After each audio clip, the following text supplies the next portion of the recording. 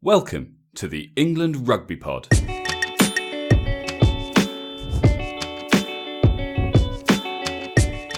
Thanks for downloading episode 63. Only a week to go until the squad announcement for the Six Nations, and a red card means another blow for Eddie Jones's plans. You're listening to the England Rugby Pod, the rugby podcast that believes England will win the World Cup in 2019. Hi guys, welcome back. Thanks for joining us again. Only a week to go until the squad announcement, so it's all coming together now. It's all starting to happen, and I'm of course joined by Mr. Wood. Hi Dan, how's it going? Yeah, good mate. How are you? Yeah, I'm good. It's been another interesting week. I don't think there's lots to talk about, but there's been some. Is that because of your new gym routine, or because of the rugby? I mean, yeah, the gym routine's been interesting, and I think we're probably overplaying it by calling it a routine. I just simply have gone back to the gym for the first time in about 18 months. So, yeah, it's been interesting. It's pretty painful today. I won't lie. Oh, mate, I bet. But I suspect people probably aren't here to listen to our current lack of fitness. But, mate, we're 9 days in January, and you say not much happened. I actually feel like quite a lot's happened, but it's sort of a lot of small things that seem to have added up. Well, yeah, I mean, there's been some big returns that we're going to talk about later on in the episode. Obviously, as I mentioned at the beginning there, the squad announcement is a week today, or a week tomorrow. Week today. Yeah, Wednesday, isn't it? So that's all coming around pretty quick, and of course, a week after that, pretty much. 10 days after that, whatever it is, will be the first game against Italy. So, yeah, it's all about to kick off again, which is obviously always really exciting. But I feel like there's still quite a lot of, I don't know if question marks is the right word, but there's still quite a lot of possible ways that Eddie could go for this Six Nations. So I think question mark is the right word. There's been some. Let's start on the disciplinary side. Like Joe Marler, what a dickhead! Yeah. He's starting to piss me off. Don't get me wrong. The only reason I'm saying this is because in my 37 years so far, I've never met the guy, and I'm praying I'm not going to after calling him a dickhead. But I'll call him back. Tell him we don't want him next week after all. Yeah, you'd probably be like, what's going on? What's rugby? But mate, it was such a pointless red card. And it annoys me because he's playing so well. He's a brilliant player, and do you know what? I actually really like Joe Marler, but have you seen it? Did you see the? Yeah, no, I saw it, and there's no question. It was just stupid, and I think it didn't offer any, like he didn't impact that ruck in any way. Not at all. So if he'd cleared the guy out in the process, you maybe could argue that he just got a little bit carried away, but he was trying to do a job. You can't really argue that he was trying to do anything because it offered no impact on the game other than to take Quins down to 14 men, and whether you want to blame him for the loss, I don't think it's probably his fault. I think Quins had opportunities to take them. I blame him.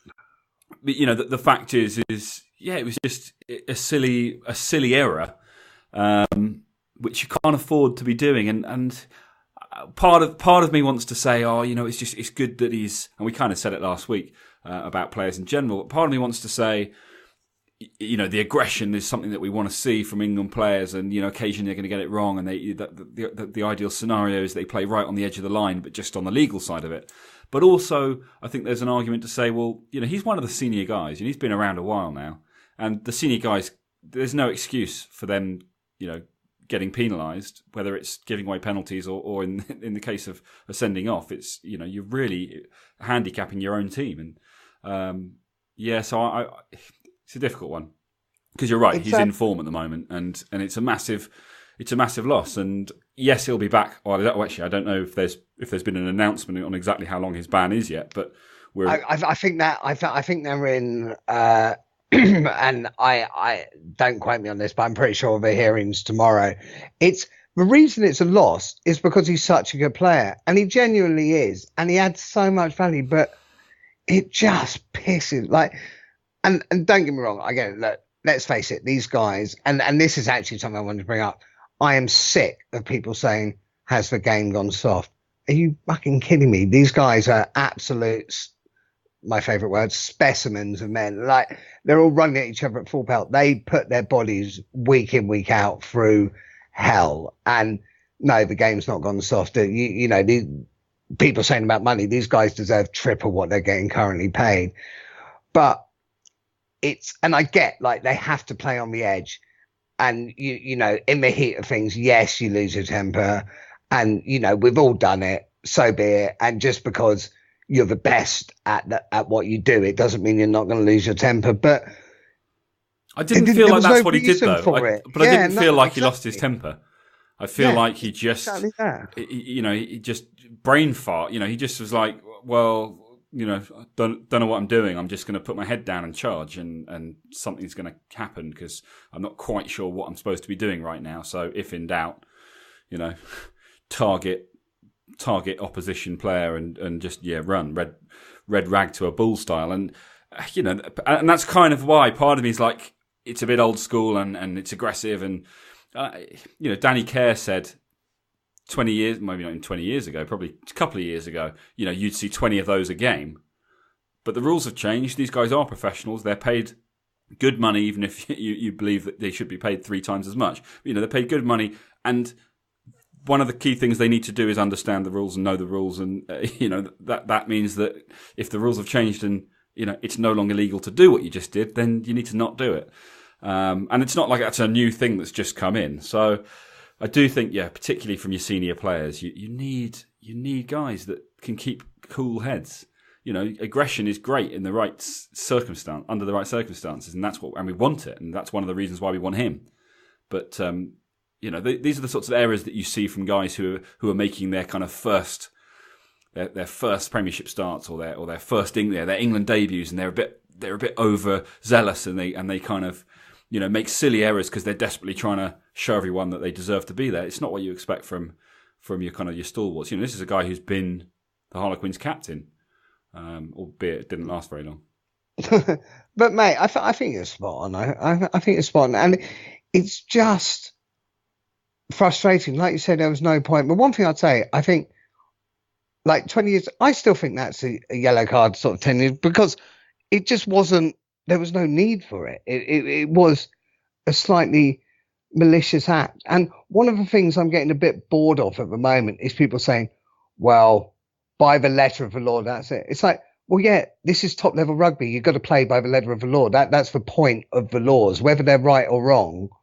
It annoys me when people say, well, by the letter of the law, yes, that's a red card, but I wouldn't have given it. It's like, well, then you're not playing rugby. Like, I know exactly what you're saying. I get what they're kind of getting at too. They're sort of saying, you know, let the game flow, and you know, you can't be stopping the game every 30 seconds because of the law. And to a degree that they're right, but actually it's on the players to not give the referees a reason to stop the game every 30 seconds.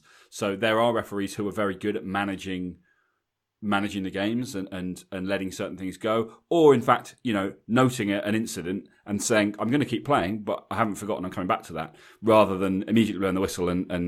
But you know, we're talking about an example of something that's completely different to this scenario, because the simple fact is he went in head first, and it was or shoulder first on head, and that's one of the clearest rules right now, is that any contact with the head, whether it's on purpose or by mistake, is you know, problems. Whether it's a red or a yellow, that you're pretty much guaranteed a card of some description. Charge the side of a ruck with your shoulder. And how many times have we seen people genuinely, you know, make mistakes? And in fact, it's probably a good place to bring in the Owen Farrell yellow card incident. You know, people doing it by complete accident, they're still going off the pitch, but they're not whining about it. And I'm not suggesting that. I'm not suggesting that Joe Marler was whining about it, because I think he knew exactly what he'd done, and he walked off, you know, quite happily. Is probably the wrong word, but do you know what I mean? Like he knew what he'd done. He knew that he deserved what he got, and off he went. He's not going to fight it. As Danny Kerr said again, and I keep quoting Danny Kerr because he's currently filling in on the which one is it? The BBC Radio 5 BBC. Live podcast. Did you also hear, just while we're on that, Danny Kerr was rated the 101st best rugby player in the world? Are you fucking kidding me? the guy's probably the best 9 in the world at the moment, the way he's playing. And he's not even in the top 100 top rugby players in the world. It's a funny one, isn't it? It's Georgian players. What do you class as? How can you compare a prop to a fly half in terms of rating them? In terms of their quality, do you know what I mean? I guess it's impact of game. Like how much do you help a team? Like, but essentially, so they're doing it like fantasy rugby, aren't they? They're applying points for certain actions. But the reality is that a scrum half can't do what a scrum half does without a prop doing what a prop does, or a fly half doing what a fly. Do you know what I mean? Like, I don't think you can do a fair comparison like that. I think if you're gonna rate players, you really need to be looking at them in their position and say, where does he fit in terms of scrum halves in the world? But whilst I probably wouldn't say he's the best scrum half in the world right now, I think I agree with you. He's been incredibly impactful. Who do I think's been better? Aaron Cruden? Aaron Smith. Aaron Smith, even. So overall, I'd say he's a better scrum half. But I mean, current form. I mean, there's no question. Danny Care's in great form at the moment, and we're going to find out. He doesn't know yet whether he's the favourite to start. I mean, he hasn't been for most of the Eddie Jones era. I think he only had 2 starts last year, but he has an impact when he comes on. So we've discussed this at length. Part of me thinks the way he's playing, you've got to give him more time on the field. And the other part of me is thinking, but if you bring him on for the last 20, he's probably going to score 1, maybe 2 tries. He was joint top England try scorer last year, despite you having have been listening starts. to the BBC Rugby pod. No, mate, this is just me just off the top of your head. Yeah, just noting these facts because I'm such an avid supporter of the game. Do you know what? Normally, I'd believe that because you do tend to hold stats well, but you are also. You've also just listened to that episode, right? Yeah, of course. Well, in that case, you'll also recognise this little piece of trivia. According to Danny Care, Joe Marler actually only did what he did because he wanted a holiday. Yeah, I heard that. And I don't know how well that's going to go down, but apparently he fancied a holiday, so he thought, I'll get a red card and I get a couple of weeks off. It was interesting, wasn't it, when you heard them chat on that thing and said about Marlon Yard. God, he was not liked at Quins, was he? It certainly sounds like certainly not by Chris Robshaw. Yeah, not by Robshaw. And I heard an interview with Marler previously where he's like, I haven't spoken to the guy in a couple of years. But even in listening to Danny Care speak about him, he's like, he suddenly got I don't know what Marlon Yard did, but I think he seems to be. Well, from all the things that I've read and seen on the subject of Marlon Yard leaving Quins, he was lazy. Basically, mate, we all know you've got the inside ear of the board at Quinn, so you can just tell us what actually happened. Okay, all right, I'll tell you. He was lazy. Right, okay. He just, he wasn't turning up for training on time. He was making excuses. He didn't really care that it was pissing people off. I think I got the impression that he felt that he was, a bit too important to have to follow the rules like everybody else. And I think people were getting fed up, and obviously. At the top level, the coaching staff and what have you, they were getting fed up, the teachers. But actually, I think the players just felt like, we're a team and we do all this stuff together. And you're kind of taking the piss and you're making a bit of a mockery out of what we're trying to build. So I get it. You're especially taking the piss when you're not one of the top 5 players at the club. Well, yeah. Like if you're out and out the best player, you're still taking the piss, but at least there's a sort of half like, right, he's just been a prima donna, but he's got better players. But sod him because he's not going to be involved. Next week, which I'm very happy about because for me he is not. He's not on the fringes. I haven't really seen much of him since the move. But even when he was at Quins, I wasn't really feeling it. So, and certainly the last few times I see him in an England shirt, I've not felt it. So, not going to lose too much sleep over that one. Just while we're still on cards, and obviously I just mentioned it a moment ago, but can we just talk about that Farrell high tackle? Yeah. Sure. It was a bit weird. I feel it was a mistake. I don't know, absolutely, but I kind of like. I don't know. I just like the whole thing.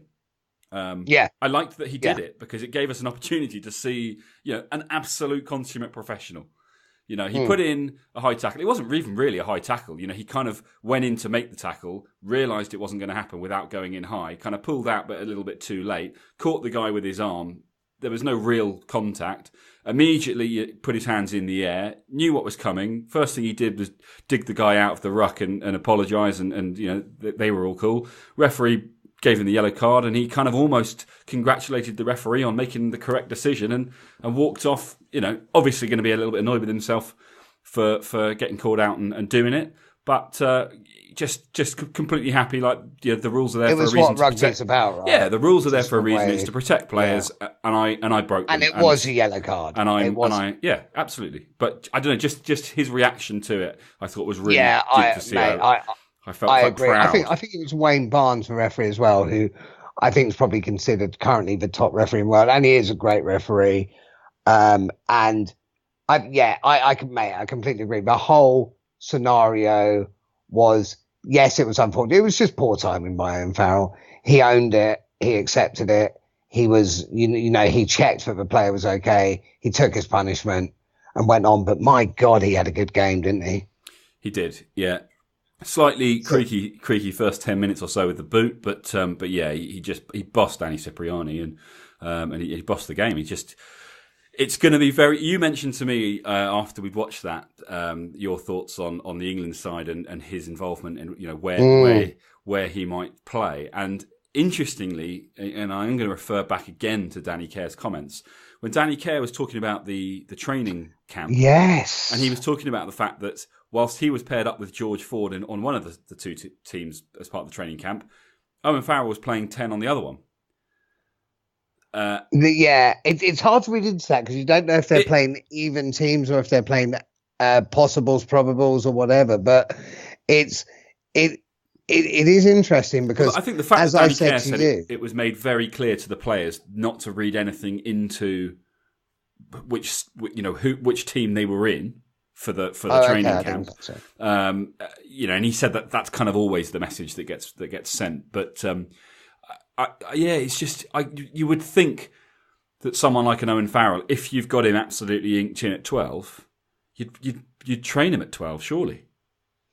Well, so I don't think this will happen, but for me, and this is about that, and realistically, this is never going to happen.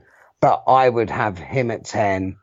I would have, I don't know which one, either Tio or Tulagi at 12. Slade at 13, Watson fullback, and wings probably Johnny May and Jack Noel. Jack. Probably Day. No, Daly's injured, isn't he? So Jack Noel or another there. And actually, do you know what? I would have May on one wing, Watson on another wing, and I'd have Alex Good at fullback. I was going to say it's pretty tough to look past Goody at the moment. He's playing phenomenally. He's the best fullback in England. He's not. He doesn't necessarily fit into the. So this is the thing. Actually, this is something I wanted to talk about because everyone and Eddie Jones has said, for example, Dylan Hartley may not be performing for Northampton, but he always does for England. Fair enough. I'm not arguing that. Mm-hmm. But how then do you break in if it's about they're performing well for England, so I'm not getting rid of them? It's like.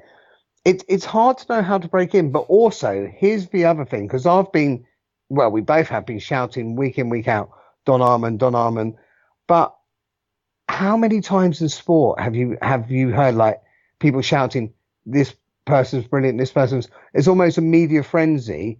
The guy gets picked and then doesn't perform. The team, or even if they perform, the team tend to lose, whereas you can't question Eddie because he keeps bloody winning. I think as well, with Don Armand's concern, something we haven't mentioned where we've talked about him before, Eddie has capped him. He capped him down in Argentina, and he played well, but obviously Chris Robshaw came back, and so Eddie's seen him in an England shirt.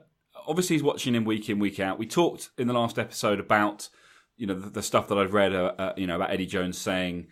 Yeah, good as he might be, I need heavy traffic. Yeah, I mean my six to play a certain role to a degree. Obviously he wants players to go out and do what they do best. But I think I can't remember who said it, but the perfect team isn't made up of the 15 best players. I mean, yes, that's a good starting point, but the perfect team is made up of the 15 or the 23 best players to execute the game plan that you've chosen. I think that was Newton who initially said it. It probably was, yeah. But do you know what I mean? Like, I think this is the reason why we're not seeing Don Armand in an England shirt. Exeter, yeah, prime example. Which ironically is where he is, isn't it? It is, yes. But yeah, they have their way of playing, and it works without having 15 superstars. So and you just can't question the guy.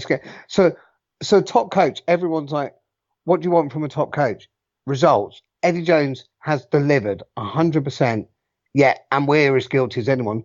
We question him. We always look for the bad. Yeah, but you need that in anything, don't you? You need to be questioned. You need it a bit, but we also need to say, Eddie, do you know what?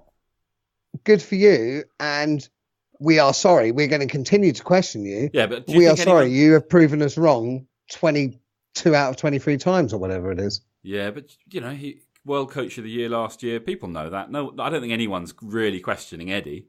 They're kind of saying, I want to see this guy in an England shirt, and I want to see that guy in an England shirt, and why isn't Alex Good not playing, and why isn't Watson at fullback, and there's going to be, why is he picking Dylan Hartley as his captain, and why isn't there's going to be these question marks. It's part of sport. It's always the way, and this is why coaches take the blame so often when things are not going to plan. Eddie Jones knows that, and he knows that if things change and England start performing badly, people are going to start saying, "Oh, well, we told you so."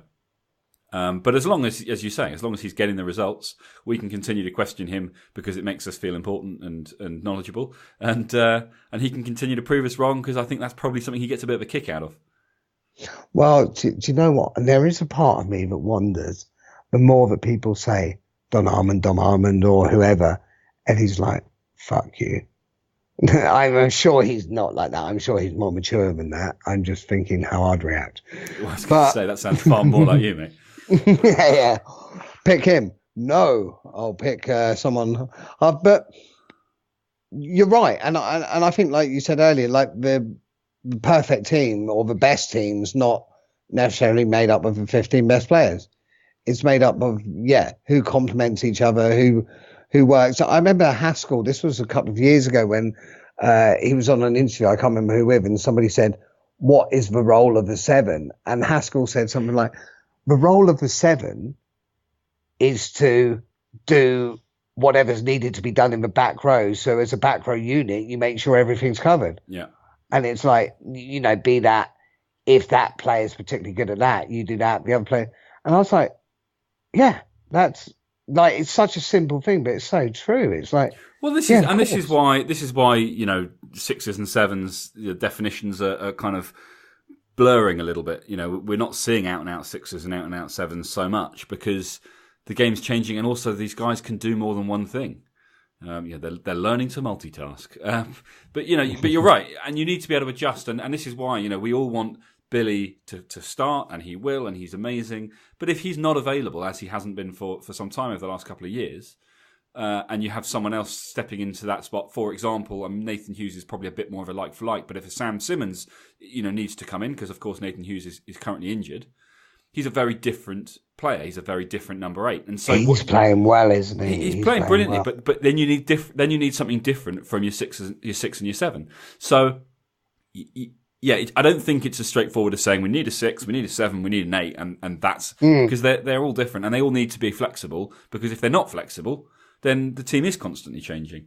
Haskell's absolutely right, and I guess that's why him and Rob Shaw were known as 6.5, weren't they? Because they took the piss a little bit, and but that's kind of what they were doing. We didn't need an out-and-out 6 and an out-and-out 7, despite everyone screaming for it. But there's a lot of players. I guess all of this, though, and looking at the Don Armand thing, I guess it's all well and good saying the 15 starters don't need to be the best 15 players in those positions. They need to be the best 15 for the game plan, and that's right. But it does beg the question, why is Don Armand not in the elite training squad? Because surely he's good enough to be considered in the best 42 or what 36, I still think there's something we don't know. And do you know what? I've just something's just occurred to me. This is why England women have become so good so quickly. Women already know how to multitask. That's why they've developed so well. That's why our England women are such a good team, whereas us men are just pretty slow at picking up that shit. So I mean, you're particularly slow. Well, mate, at the moment I'm talking to you and I'm looking at a Mars bar and I'm like, I'll have to do that later. We can all tell. Oh, good. Anyway, moving on. Tuolangi's back. Manu. Yeah, I didn't see much. I didn't see much of him because I only saw the highlights. Yeah, I think the brief bits that I saw, he definitely looked a bit rusty. When I say he's back, I don't mean he's straight back into the England side. And I think it's right that he wasn't at the training camp, and I think it's right that he needs to get some minutes under his belt and just get back into match fitness condition. But I would be very surprised if he's not there or thereabouts by maybe not necessarily the start of the Six Nations, but during the Six Nations. I'd be surprised if we don't see him, unless he really isn't looking like he's on form. Because I think Eddie will want to see. He hasn't seen him. I don't think Eddie's seen him in an England shirt, has he? Other than in training? He has. First Six Nations that Eddie was. I think he came on as a sub during the Wales game. Did he? And then he'd booked a ski trip, so he faked a knee injury or something for 6 months. There you go, you see. But so it'll be interesting to see. He scored. It wasn't a Manu shot. Yeah. Well, Manu scored on his debut, his first game back. Wasn't a Manu type try. He kind of went over the top. I don't think it's his first game back, mate. Is it not his first? Is it not? No, he. Looked like it might be his first start. Maybe. Big game on. But mate, every time you see him, you just defence must shit themselves, right? I just think it gives you so much flexibility as a team in terms of developing your strategy, because it doesn't matter what form he's in. He's big enough and strong enough that you need more than one person to stop him. And as soon as you need more than one person to stop him, it's no longer 15 on 15. So there are overlaps to be found if you can distribute the ball properly. Okay, so versus Italy, what would you rather see midfield? Would you rather see Ford, Faz, and Slade? I'm keeping Slade as the constant, or would you rather see Faz, Manu, and Slade? I think probably Faz, Manu, and Slade, just because it's Italy, and it's dangerous to say that after what happened last year. But as we said in the last episode, I don't think that anything like that's going to happen again. I think Italy are they're gonna need to treat it like a World Cup style Test match. Then they can't mess about. So of course, yeah. But would you rather see that? Because I'd rather see that as well. But I think part of me would rather see it just because we haven't seen Manu in an England shirt for ages. Yeah, but I think you could see Farrell at 10. I don't think we're going to see Slade. I think no, we probably won't. I was just using Slade for the sake of feeling. But I mean, he's playing really, really well. But I agree with you. I think it will be JJ. I suspect we're going to see Ford, Farrell, JJ. We're going to see Watson on the wing with with May. Sorry, and we're going to see England all-time 15 fullback. Yeah, exactly. The best fullback in the world ever. Brown pants.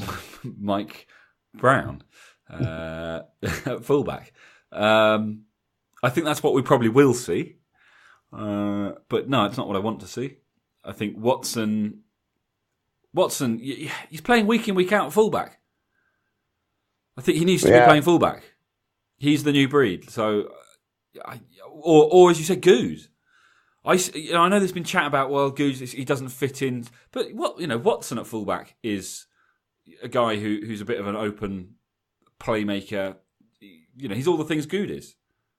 Well, what I don't understand is people like, is Good solid enough in defence? It's like, is that the question? I've never known his defence to be weak. But I don't think I didn't think that was the complaint. I thought the issue was that he's another playmaker, and if you're playing Ford Farrell at 10, 12, you don't need another playmaker at 15.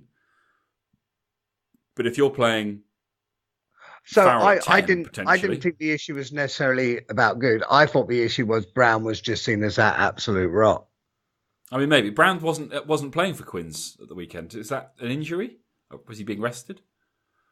I don't know, mate. Some guy in the 15 shirt. I don't even know who it was, but he definitely had a different name. Was it Chisholm or something? I can't remember who it was, but yeah, no, you're right. It wasn't playing. But I'm not sure why. I don't think I haven't heard about him being injured, and we would have.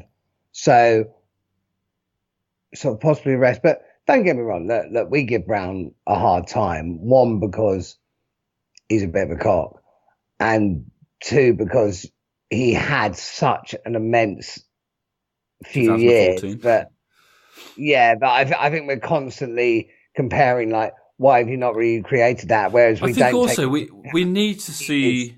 Brilliant. It's a World Cup. Well, it's not quite a World Cup year, but it's going to be soon. Well, not soon. We've only just started this one, but it's a World Cup campaign.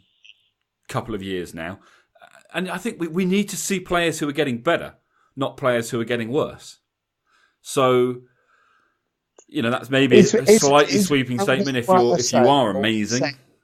Are we still comparing him to that, like a couple of seasons ago where he was immense? But has his game maybe adapted a bit? And actually, is it the small things that we're not noticing? Whereas he, like a lot of the players, speak very incredibly highly about him, about how they want him there.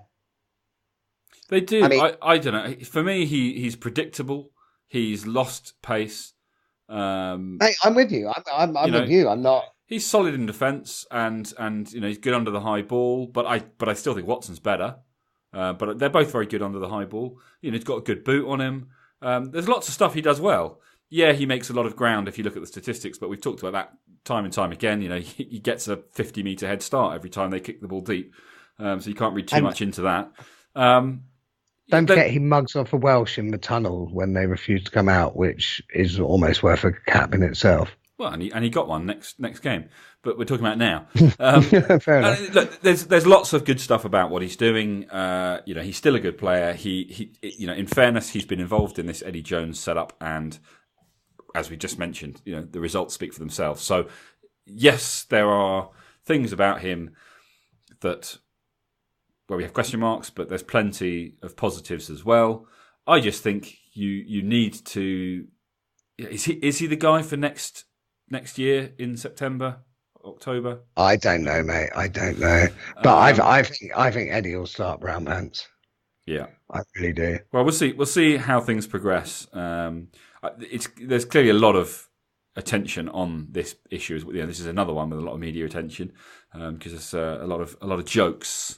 A lot of jokes going around about Mike Brown and his reaction to every time it's mentioned that Watson should be wearing the 15 shirt. So it's going and like we say, I mean, we've given him a hard time, but that's because somebody else good has come. I mean, Alex Good, it's almost criminal that he hasn't got more England caps because he is an absolute quality player. I think the key thing is you keep doing what you're doing, and if it's meant to be, then I don't think he's getting any more caps. I think it's a Danny. I don't know. You say that, but I think Eddie Jones has proven that he's willing to reconsider people. He's done it on more than one occasion. No, fair enough. Fair enough. Haskell came back. What's his name? The back row player that was Tom Wood, written off when Eddie Jones started with England, like properly written off, like this guy's just not good enough, simple as. And then within 6 months, he called him back in. He said, look, he went away and he got better. So I suspect that Alex Good has spoken to Eddie Jones. I suspect Eddie Jones, like he has done with Don Armand and probably other players too, has said, this is what I need from my fullback, and this is what I'm not seeing from you. So if you want to be in contention, these are the things that I need to see. Maybe that doesn't suit Alex Good the same way as it doesn't suit Don Armand. And so then maybe he's saying, well, I'm just going to keep doing what I'm doing, and if his game plan changes, then maybe there's a place for me. And maybe we'll see that. If Farrell does find his way into the 10 shirt, then it changes the dynamic a little bit, and maybe you do want a bit more of a playmaker at the back. So it'll be interesting to see. But there's a lot of options in the back three. You know, Watson, for fullback aside, as you say, Good is a potential. Brown staying put is a real potential, and then of course on the wings you've got your Watson, but you've also got your Daly and your Noel and your May. And ignoring who's there, you've got Solomona, you've got Wade, you've got Charlie Walker at Quins has been brilliant. Lewington, where's he? Irish. He signed for Saracens, I believe. My God, he's a good player as well, mate. We have got awesome options at back three. So and these are the guys I mentioned here who aren't part of the squad and don't look like they're going to get much of a shout because the others are doing so well. Daly. Yeah. Rocker Daguni. Daly? Elliot Daly? Yeah, he is part of the squad. Yeah, no. I meant he was. I just didn't think I wasn't sure. I didn't hear if you'd mentioned him or not because Of course. Is he going to be fit for the Six Nations? Not the start of it. I don't know if he'll. I believe he'll be sort of fit and ready to play. I think fairly soon, but in time to steal victory from the jaws of defeat when we play Wales. Mate, we're not going to be at the jaws of defeat when we play Wales. We will destroy Wales at Twickenham. Like, that's going to be embarrassing. Our toughest match is against Scotland. They've got a lot of injuries, haven't they? Wales. They've got a lot of injuries, but it just like shit. Yeah, we will put more on Wales than we do on Italy. Yeah, no, you're right. The Scotland game is going to. I mean, obviously the Ireland game is a big one. France probably not. Scotland is going to be. I think that's our toughest because we've got Ireland at Twickenham. Yeah, but Ireland are third in the world. They're still a great team. They're still a great rightly team. So. Yeah, but yeah, Scotland will be an interesting one. And actually, you've been chatting with the Thistle podcast. The guys over at the Scottish podcast. Yeah, and good guys, and we're hoping we can't guarantee anything yet, but we're hoping to do just before the England-Scotland match. We're hoping to do a sort of joint, yet to be defined, but possibly a joint pod or sort of an interview with those guys. They know their stuff. They certainly know their Scottish rugby, and it'd be great to chat to them about it because they'll know it in a lot more depth than us. But that, I must admit, that's the game I'm most worried about. And it'll be interesting to get their take on it. It's up there as well, isn't it?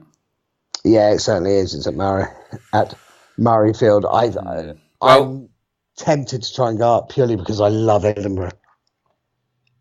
I didn't know you'd ever been.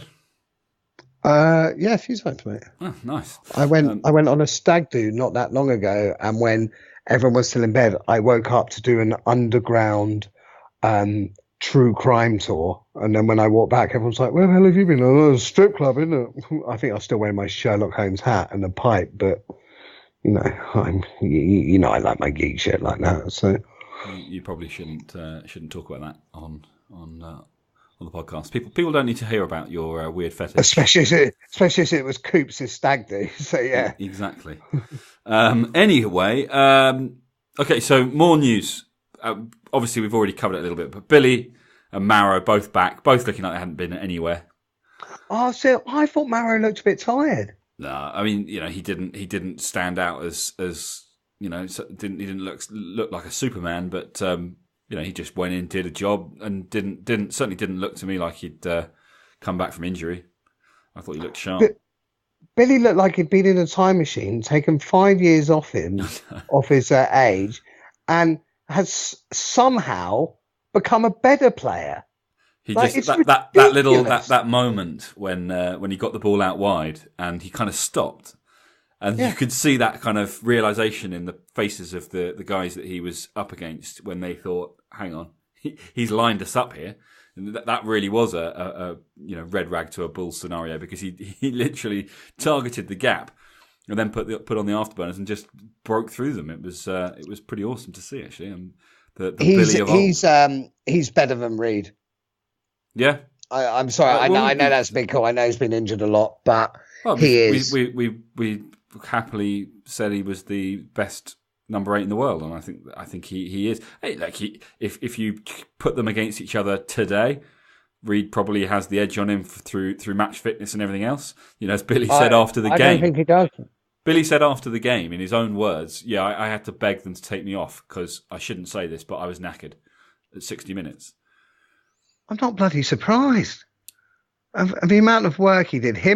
He works hard as well. Like I was so excited watching. No questions here. But your number 8 needs to be able to do. He's not a prop. Your number 8 needs to be doing 80 minutes. And he will. He will. Yeah, exactly. So I'm saying right now, with only 60 minutes in the tank, I think you probably have to give it to Kieran Reid. But I don't think it's going to take Billy long to get back up to full match fitness. And when he does, it'll be Billy V again. Yeah, mate. It was ridiculous. Like, you have no right being that good. You've been out, Billy, for ages. No, stop it. Right. You should be shit on your first game back. You're not allowed to be still that good a player. I love it. I absolutely love it. But it was just, mate, I like genuinely watching him and Farrell play this weekend was immense. Yeah, no, they both looked good. I think just the England boys. There's clearly, I guess because they've just had the training camp, and there's clearly a bit of a vibe. You're just starting to see those England boys stepping up. Although Courtney Lawes not quite firing at his best, and by his own admission, he's not had the best couple of weeks. So he's really keen. According to one of the article I read, to just sort of sort that out because he wants to be firing on all cylinders come Six Nations time. I think he's a harsh critic. I also think we do need to, and I genuinely believe in this instance, we need to take into consideration the crap that's going on at Northampton. And if you've got a team playing shit, it's hard to stand out. He's been good all season. Yeah, he may not have had the best couple of weeks, but I don't think it's panic stations yet. No. I would. But Northampton got their win, so whether or not you agree with, so we said initially it was a bit of a sort of ropey decision, but actually, I watched it back and the penalty try at the end? I watched it back. Bullshit. Well, I watched it back, and Gloucester, right at the very beginning of the game, got a penalty try for an almost identical incident. Oh, so I remember that penalty try. I didn't look at it for the same, but it was collapsing them. It was collapsing them all. But they didn't collapse it. But I think what he was saying was it got collapsed as it broke off. So the mall was collapsed illegally. I need to watch it more. And then it kind of off the back of the collapse. So do you think it was a try? I think it probably was a try. I think the referee called it. The guy upstairs who had all the stuff on screen called it. Maybe you'd call it 50-50, but that's why I think the fact that one was given at the beginning of the game to Gloucester, it's the same incident. It's hard to say, no to this one, but yes to that one. Yeah, that's true. That's true. The Gloucester one, I remember the penalty try, but I remember thinking that was a penalty try. I remember seeing the Northampton one thinking... The referee, while the incident was occurring, in the middle of that ruck, in the middle of that mull, shouted at the players, collapsing them all. Like he called it before the whistle went, before any decision needed to be made. I don't know who that referee was, but I've seen him in a few games, and I actually think he's a good referee. Yeah. So I'm happy to go. He's decisive, and that's important. And he's relatively new to the reffing scene at the top level. Mistakes get made. That's part of the game. Players do it all the time. Refs are allowed to get away with it from time to time. Hopefully not too often. But I think being decisive is key because when you look at the top refs. That's what makes them stand out from the rest, and that's why we enjoy watching the games that they take charge of. How much do you reckon a referee would need to be bribed to throw a game? Why are you whispering in a weird? Just we don't want anyone to know. I don't know. I don't know. What would you pay a referee to fix the game? Well, no, because I wouldn't care enough. But I reckon that referee. So we'll say that referee, and there's nothing to do with him. I'm not taking his evidence into account. I reckon 100 grand. Do you think? How much does the top referee get paid? No idea. 60 odd plus probably match fee. So you've literally pulled that number out of your ass. I reckon. Of course I have. I reckon 100 grand and a blowy from a cheerleader. Okay. I don't know why. You're weird. I don't know. Well, I think that's what it takes. Okay. Do we have anything else to talk about that's genuinely rugby related?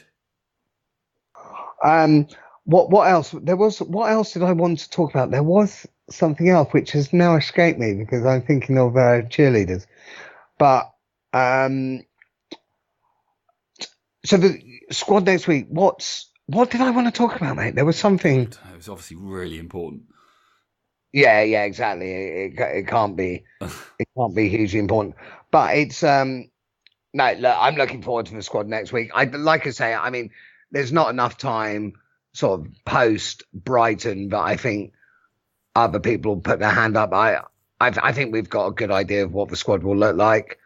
I think that, bear in mind that Brighton did include a number of new players, so they've. We don't know what happened there, and now that Marler's likely out at least for the first game, we may well see some new faces involved. And let's not forget the squad announcement isn't the match day 23, is it? Or no, it's the Six Nations squad, wider squad. So it's going to be 36, is it, or 38-man squad or whatever that they put out. Do you know what, mate? Every time the squads come out, I always think I'm going to learn exactly how many it'll be, and I never do. No. But I think you're around about the right number, somewhere in the 30s. That's not necessarily going to answer all our questions about who's going to be where. Obviously it might rule a few of our options out. I think Manu's probably a good example of one that we may not see in that initial squad. So I think he might be added into it. I think Manu might be one coming in who wasn't in by next week, though, or is he more likely to be someone that he brings in? Because what are the rules? Like, I don't really get why you have to announce a squad. Because you can ask anyone to come and join the squad during the tournament, right? Can you though? I'm not entirely sure if you can. I think an injury and you send someone away. I think there are rules. I think you can add people. There's definitely rules around it. What the rules are, I have no idea. So I was about to speculate based upon no knowledge and no experience. But good. Well, guys, someone listening must know the answer to that question. So tweet us at England Rugby Pod and let us know. What are the rules? Especially now that Twitter, you can write, I think, double the number of characters, so you can probably write an actual message, which is good. So yeah, what's that on Twitter box? On Twitter box, Twitter Space, yeah. You can double your messages. Yeah, don't worry. It's you can send, literally without you in my life, I would be living in the gutter. This podcast. I'll just do what you tell me. This podcast is not the place for me to teach you the basics of Twitter. So we'll do that. We'll do that one later. But yeah, for everyone else who's listening, who does know that it's 2018, tweet us at England Rugby Pod and let us know if you know the answer to that question, or if we've got anything else wrong. And we may well have got a lot of stuff wrong today because both of us seem like we're not quite with it. So yeah, if there's anything you need to call us on, that's the place to do it. I think that's probably it. We wanted to have a quick chat about next week. We wanted to talk about the few players who are coming back. We've done that. It'll be interesting to see what Eddie does. And obviously, once we announce that squad, or once he announces it, we can then share it with you. If you haven't already heard it, you can hear what we think about it, and perhaps some of our predictions can be ruled out, and we can maybe narrow it down a little bit more in time for the first game against Italy. Yeah, absolutely. So, guys, next week the squad is announced on the Wednesday. So we're actually going to wait until the squad announcement before we do the pod next week. So apologies, you won't get us for the morning commute if that's when you listen. But we will do our best to get it out in time for a close of business Wednesday night. So hopefully you'll be able to download for the journey home if that's your preferred listening time. But yeah, we'll wait till the squad announcement because it's a good Six Nations this year. It's exciting. There's England on form, Ireland on form, Scotland on form. and then three shit teams. Let's hope we don't live to rue that that statement. But no, you're right. It'll be an interesting one. I still we talked about it already, but I still think England, they have the ability to go all the way. I think it's Grand Slam, mate. Me too. So it's going to be really exciting to see if they can do that. Guys, thanks for listening. Please keep listening. Share with your friends and your family. If you haven't already, subscribe on iTunes. You can subscribe on Acast, and I think you can now subscribe on Spotify, or you can certainly listen on Spotify. I've mentioned already, get in touch at England Rugby Pod. That's Twitter and Facebook. You can email us, englandrugbypod@gmail.com, although no one ever has. Have they not? Never. I think I got an email from you as a response to our test. So it does work. But we haven't had an email yet. So someone do that just to show us that it works and that you're listening, or just Twitterize us. You could Twitterize us, or face us. Any of those things. Also, we post everything on the website, so you can check and you can listen to the episodes there too. So that's www.englandrugbypod.com. Check back in next Wednesday evening to hear our thoughts on the squad announcement. Excellent. Cheers, guys.